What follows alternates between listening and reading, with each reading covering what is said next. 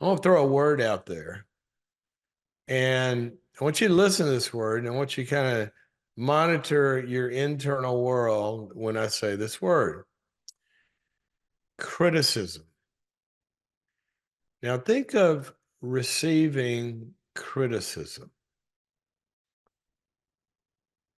If I called you and said, "Hey, I got some criticism for you," um, what would your internal response be? Now, forget whether or not it's good or bad or my motives or the way I'm going to deliver it, or am I for you or against you? We're going to get into all that. But first of all, let's ask the question: how, when I stand on the planet, how am I oriented towards receiving feedback about myself or something I'm doing or something I did or something I'm thinking or whatever it is? We have feelings, thoughts, attitudes, behaviors, talents, choices, all these things that we do in our lives. And those are generally observed or felt in some way by others, unless we are a forest ranger, live on a mountain somewhere. When we do things, feel things, express things, choose things, execute on things, generally there's a ripple effect and somebody at least sees it if they don't feel it. And sometimes they look at it and go, I have some thoughts about that, and they're not positive. All right, well, how do you feel about that? How we feel about criticism can tell us a lot about our own character makeup. Now, by character, I don't mean just moral character. I mean your whole, how you're glued together as a person. And I'm going to start with a sentence. I actually said this on a One Thing not too long ago. One Things are daily coaching videos that the boundaries.me members get every single day. And if you're not a boundaries.me member, you can go to boundaries.me and get signed up, and you'll get those daily coaching videos. But one of the things I said was something like this: if we are, like, if you're watching this on the screen, here's a line right here. If this is where we are, the level at which you are in any aspect of your life, and you're trying to raise the bar a little bit, you want to get better, you want to get healthier, you want to perform better in some way, you want, your marriage to work better, your relationships to work better, your dating life work better, or your goals, whatever it is. Here's where we are, and we want to get to a higher level. Well, if we can't take feedback, then what we're kind of de facto saying is, I'm going to stay where I am, because we're probably doing what we're ever doing to be where we are, and to be in a different place, what we're doing could be added to in some way. And there may be some stuff we need to do differently or stop doing or leaving out or something. But the point is, there's going to be information and data coming from the outside world that is, generally speaking, one of the best gifts that we can ever get. How would you like to be a pilot flying an airplane from LA to New York and you can't take feedback? Well, you can end up in Australia, because your instrument panel, that's what it is. It's a feedback mechanism. It's telling you, am I on the right heading, or have I veered off a little bit, or did I put enough gas in the tank, or am I going the right altitude, the right speed? See, feedback is such a gift, such a gift. If we can't take it, then we're kind of stuck. Now, what are some of the ways in which we can't take it? Well, I want you to watch for your instantaneous impulse, because you're feeling a little scared about it. If the blood pressure goes up a little bit, or you get a little amped, then you got the fight or flight mechanisms going on. And instantly, what a lot of people do who can't take feedback is they get defensive. They defend themselves against what's coming in, which, when what's coming in may save your life. or at least headed in a different direction. So watch for automatic postures. This is a stance. This is a way of walking around on the planet. You know, if somebody honks a horn at you on the freeway, that could save your life. Some people don't hear it that way. They turn around and start, holding up numbers of their IQ on their hand, if you get that metaphor or analogy or signal, whatever it is. It's instantaneous. I'm angry if somebody gives me feedback. Sometimes what we'll do is we won't get angry in our defensiveness, but we will begin to excuse it. And we'll instantly have excuses that render it basically neutralized. Doesn't affect any change. Well, that's because this. Well, that's because this. Well, that's because of this. So, okay, then great. What did I just say? Well, I'm powerless to do anything about it. Or we might minimize the feedback. Well, it's not that bad. It's not that big a deal. And if we can minimize it, then the heat goes away and we don't have to do anything. I had an interesting conversation with somebody yesterday in a consulting situation where he was talking about a person that reported to them. And this person, he said that they had an internal kind of inside the organization, they had an internal um, kind of call it branding problem. In other words, their personal brand was seen as not dependable, and you can't, the deadlines are missed, and it creates, ripple effects down in other departments and all this. Even though this person was highly, highly gifted and everybody loved their work, there's just this, you can't really depend on them. And then he said, it's sort of like, this person gets branded as sort of having an integrity problem. He said, I don't really think it's that. I think it's that. And he started to kind of explain it away. And I said, wait a minute, stop. I said, what you're telling me is she says she's going to do something by a certain time and they're waiting on it. It's 5 o'clock that day and it doesn't frequently come. I said,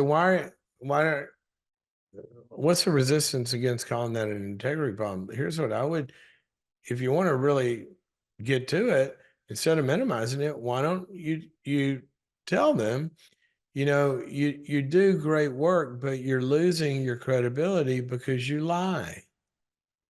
Well, they're not a liar. I go, yes, they are. It said they're going to do it then, and that's not true. So I don't know if they're lying to themselves about thinking they can do it over and over. Now, people make mistakes and stuff happens. I understand that. I'm talking about a consistent pattern. So, and then they go, well, I think they're just trying to keep everybody happy. I said, exactly. They're trying to keep them happy and promise something so the person won't push back or not like it or be upset. And so they tell a lie. Look, here's the thing. He said, well, that sounds so harsh. I go, not if we changed our whole perspective to where it's normalized to say we do some things sometimes that aren't good. And it's normal to notice that and say, you know what, that's just a lie. You're not gonna give it there. And even smile and laugh about it and say, just start telling the truth. You can't make it by 5. And you want to keep them happy. That's just not true. But the point is, a lot of times what's going on in our own head about how this person would receive it is what's in their own head. And let's just normalize for all of us that we all make mistakes. And sometimes I remember one time, um, one of my very, very, very, very good friends, I was involved in this, this business thing and um, they had done something with some expenses or something. Um, and it kind of overspent in some allocated categories or whatever. And and it came up and I said, dude, what, how come you're spending that much on, whatever?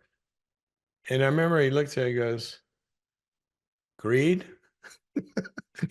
Just, It was so honest. We just laughed. I said, "Looks like it to me. Why don't you cut back cut back there?" He goes, "Yeah, yeah, yeah, yeah, I will." So the point is, if you go to a recovery meeting, right, it's so cool because by that time they're getting honest and they just kind of like say how they screwed up and everybody claps and laughs but they own it so they can change it. They're not minimizing it, excusing it, but internally the allergic reaction to taking feedback is getting minimized. And the more we can minimize it, the internal reaction, the more we're free to actually execute upon it. Now, that's point number one. So let's get comfortable with it. Point number two, a lot of people will respond like this. They'll say, well, you know, I don't have enough of a relationship with them, and they just don't have the right to say that to me. And I kind of have a little bit of a problem with that because I understand that there's relational equity and we don't go deep with people we're not close to. And you won't walk up to somebody in a restaurant and say, I can tell by the way you're walking that you're just a lousy person. That's not what I'm talking about. But what if you gave up a feeling that somebody's got to earn the right to have an observation in order for you to use it? Now, I'm not saying they ought to give it. I'm not saying it's the best way to give it, but why can't we just, if somebody's perception is something, why can't we just say, that's interesting. Where'd you get that idea? And be curious about it and just not be fighting feedback. It's just an internal thing. Now let's get to the other side of the coin. Not everybody gives you feedback knows what they're talking about. They have biases. Biases. One of my favorite things to do is, in your remote control, you can go previous and flip back and forth to channels. Um, I used to do this when I watched way more news than I watch now, which is actually uh, something I would suggest. There's If the world's blowing up, you'll find out about it probably on a headline feed or something. But when you listen to these shows and you listen from one side all the time, you're in a feedback loop. You're just getting a perspective from one perspective. What I used to do is I won't name the channels, but they're opposite ends. One's right and one's left. And there would be an event, some figure. Could it be a politician? They could be a conservative, they could be a liberal. Doesn't matter, but they did something that's in the news. Same event, exact same event, same decision, same whatever. You go on one channel and you listen to so and so, and they are the most evil, worst person in the world. You go on the other channel instantly later, hit the button, and their evaluation of that was totally different. And here's the reasons why it's a good thing, and blah, blah, blah, blah, blah. The criticism is coming from a bias, and you're going to get that as well. So I'm not saying all feedback is good or accurate, but I am saying that a lot of times, even if somebody's got a bias, there's something that we may have done or do that at least they have that perception. I want to be curious about, well, why'd you think that? Tell me, why'd you make that decision? Why'd you do this? Where we can assimilate new data and accommodate it into our view of reality. We can't be walled off and defensive to do that. But you are going to have people giving you criticism that they do have a bias, they do have an agenda, they may be even against you and they're trying to hurt you. And there's a couple of points about that. You can listen. And then when we understand it, well, first of all, is there anything true about this? Even though they're against me, there may be something helpful in here. I need to know. I mean, even at war, people study the enemy's tactics that they're coming out after them with when they're spotting weaknesses in their own side. And so we could learn something. But secondly, doesn't mean you have to believe it or take it or use it because it's meant against you. So I'm not saying take all feedback as true. I'm just talking about having a very adroit stance to where we can pivot when needed and look at it. No, but they do have a point about this. I need to maybe change something so it doesn't sound that way, or I don't seem like I believe that, or whatever it is. So it's just an overall stance, but don't take everything anybody says as something you got to do or change or whatever, because some people are kooky.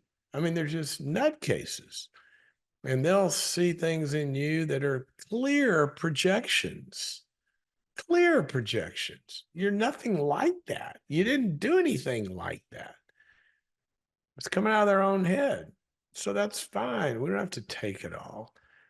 But one of my favorite verses, group of them, actually, there's a million of these in the book of Proverbs, where it talks about a wise person. If you correct a wise person, they'll become wiser still. But if you correct a fool, they will hate you for it. They'll cast insults upon you. It's a stance. And if somebody gives us feedback and we're wise, then we learn from that. We either learn how to be better, or we get wiser in learning something about that person, because you've become a Rorschach. You're an ink blot. They're just projecting stuff onto you. You don't have to take it, but we don't know if we should take it or not until we're open to listening to it. And then there's some people, this is what immune systems are for. You've got skin, right? Well, there's some stuff that your skin needs to take in.